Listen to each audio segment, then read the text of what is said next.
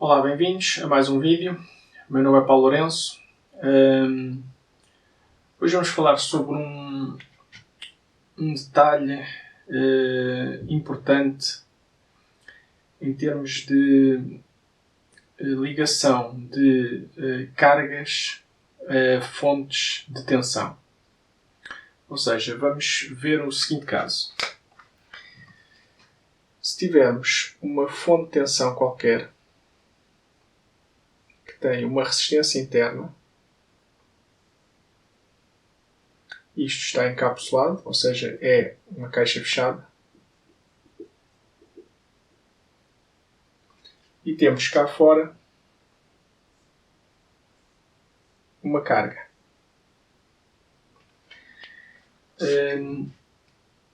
Isto pode ser aqui dentro, ou seja, desta caixa fechada, pode ser uma fonte de alimentação, pode ser uma pilha, uma bateria, um amplificador de som, qualquer coisa. Ou seja, é uma fonte de tensão com uma resistência interna que, por mais pequena que seja, existe sempre. Vamos supor, no nosso caso, que são 10 ohms e aqui a fonte tem 10 volts. E o que é que vamos fazer? Vamos colocar na saída uma resistência de carga, RL, variável. E vamos ver o que acontece, ou seja, à medida que esta resistência vai variando, qual é a potência que eu consigo retirar da potência útil, não é? Na minha carga, ou seja, no aparelho que eu estou a alimentar, na resistência, na coluna de um amplificador de som.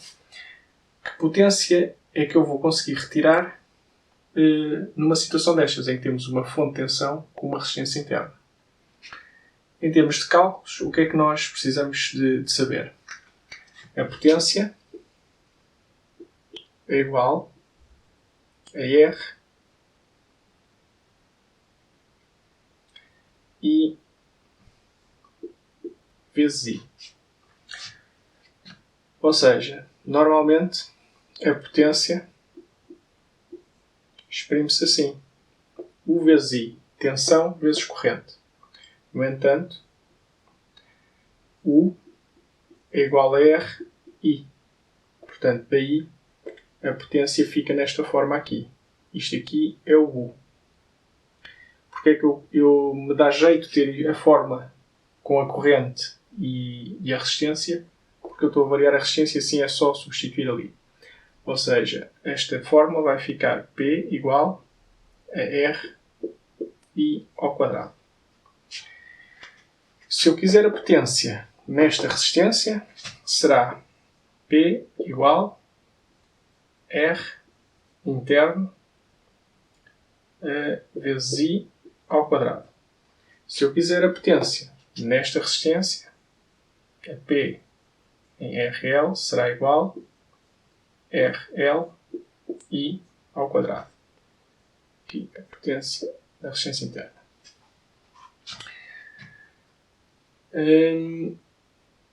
O I. Qual é que é o valor do I? O I será igual a U sobre R. Como sempre, é a lei de Ohm normalíssima. Neste caso, I é igual ao VF da fonte sobre as duas resistências, porque o I será uma corrente que percorre o circuito todo. Portanto, R interno mais RF. Portanto, isto são as fórmulas todas que estão aqui, que vamos precisar para fazer as contas da potência. Ou seja, isto é a explicação das fórmulas, porque nós vamos utilizar esta parte para calcular o I, e depois substituímos aqui e aqui, utilizando a resistência de fora e a resistência interna. Eu vou fazer um quadrozinho aqui, onde vamos preencher os valores obtidos a partir destas fórmulas. Já tenho aqui um quadro. O que é que temos neste quadro? Aqui nesta coluna temos a resistência interna. Portanto, a resistência interna, 10 ohms, é fixa ao longo de toda a mudança do RL. Aqui deste lado, nesta coluna, temos os vários valores para os quais vamos calcular a potência. E então temos, vai de 0 a 90. Valores vão aumentando. Como é que se faz aqui a conta? Por exemplo, vou fazer um exemplo. No ponto em que RL é 0. Se RL é 0, eu chego aqui. O I é igual a quanto? VF. Vou fazer até aqui. I é igual a VF é 10. Sobre o Rin, que é 10. Mais a resistência de saída, que é 0. Portanto, isto temos 1 ampere. Potência na resistência lá dentro. Pin na Rin é igual a resistência lá dentro, 10, vezes a corrente ao quadrado, que dá 10 watts. A potência cá fora. Em RL é igual ao RL 0 vezes 1 ao quadrado. Neste caso, dá 0. Portanto, o Rin aqui é 10 watts e lá fora 0 watts. Que faz sentido. Ou seja, se eu não tiver aqui nada, tiver um fio, um curto-circuito à fonte, cá fora não é gerada nenhuma potência. A potência é toda dentro na resistência interna. Portanto, isto é o primeiro caso. Agora, não vou estar a fazer aqui caso a caso. Vou parar o vídeo, vou preencher este quadro, fazendo sempre as mesmas contas, para depois examinarmos os resultados no quadro e tirarmos conclusões. Já preenchi o quadro, vamos ver o que acontece. Ou seja, depois de utilizarmos, como eu fiz este exemplo aqui, repetindo para os vários valores de RL, o que é que acontece? Se repararmos na potência desenvolvida dentro da fonte, na resistência interna, à medida que a resistência externa vai aumentando, a potência desperdiçada dentro da fonte vai desaparecendo. Ou seja, cada vez a potência desenvolvida aqui na resistência interna diminui mais. No entanto, acontece uma coisa muito diferente na resistência cá fora.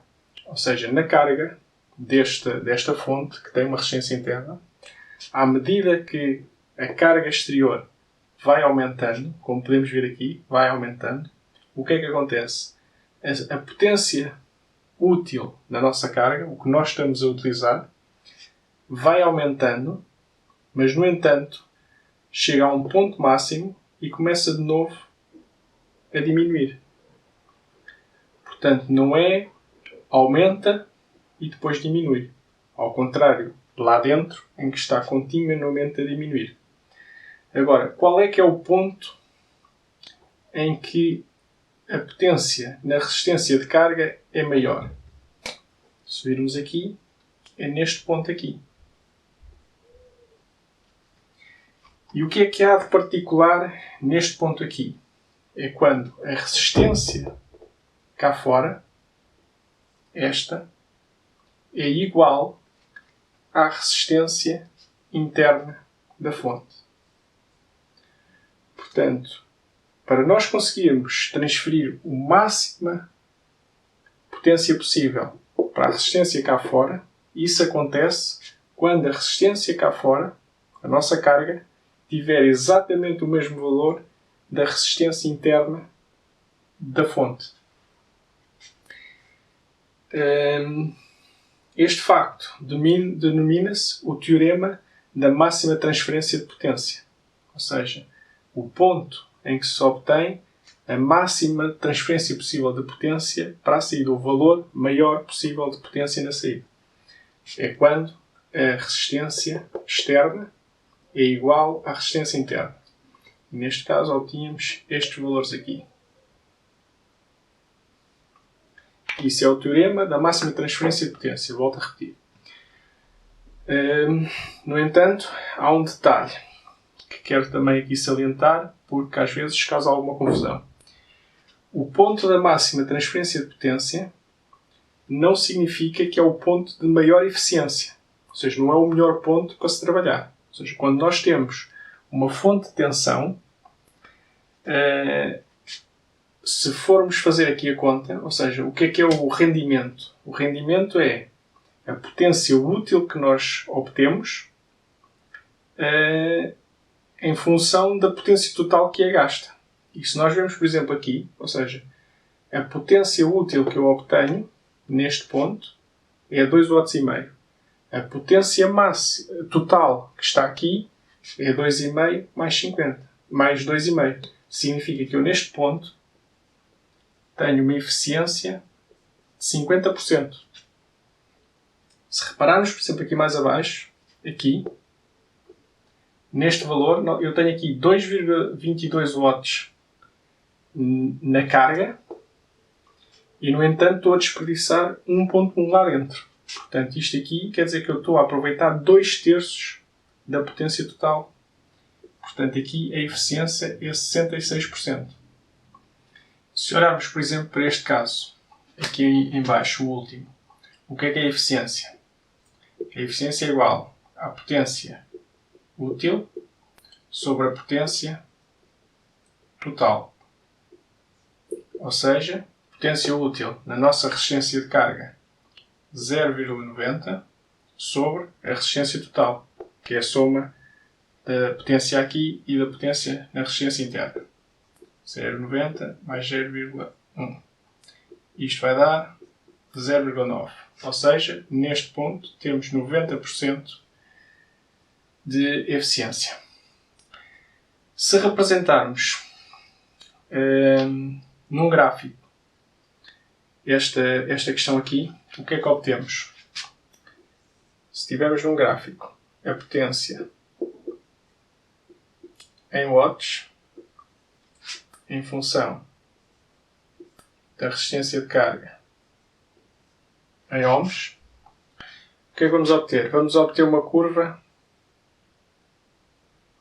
deste tipo, em que este ponto mais alto aqui, no nosso caso, é 2,5 watts e que é obtido quando a resistência de carga é igual a 10 ohms. Se quisermos ver a questão da eficiência também em gráfico, se eu fizer aqui outra escala deste lado, a eficiência em percentagem, o ponto de 50%, temos aqui o ponto de 90%, vai ser uma coisa deste tipo. Ou seja, o 50 vai ser quando passa aqui os 10 ohms, os algures temos o 90.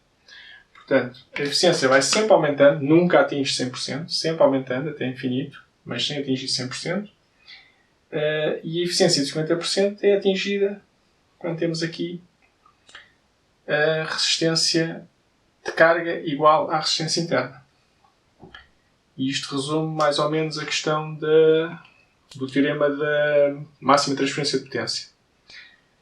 Em CC, em corrente contínua, se for em corrente alterna, o resultado é o mesmo, no entanto a explicação é mais complexa, vou deixar isso para outro vídeo, porque para além da questão da resistência, em corrente alterna existem as reatâncias capacitivas e indutivas que têm de ser tidas em conta nestes cálculos, mas isso fica para um próximo vídeo.